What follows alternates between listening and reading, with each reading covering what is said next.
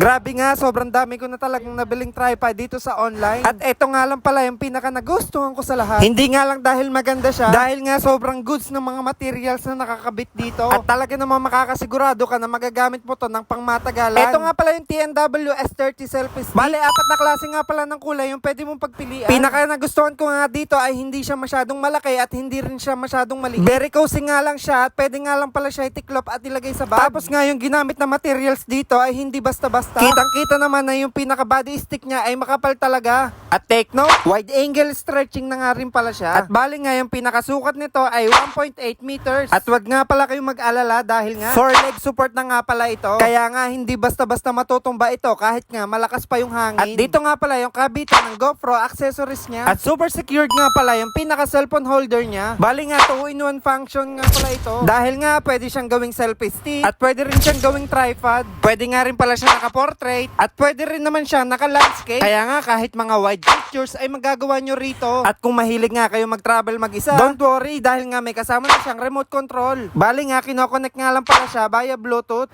May kasama na nga rin pala siya Type-C connector at booklet instruction. At optional nga rin pala kung gusto mo ay may kasama siyang ilaw. Pang malakasan ba na tripod ang hanap mo? Ano pang hinihintay mo? Mag-checkout ka na!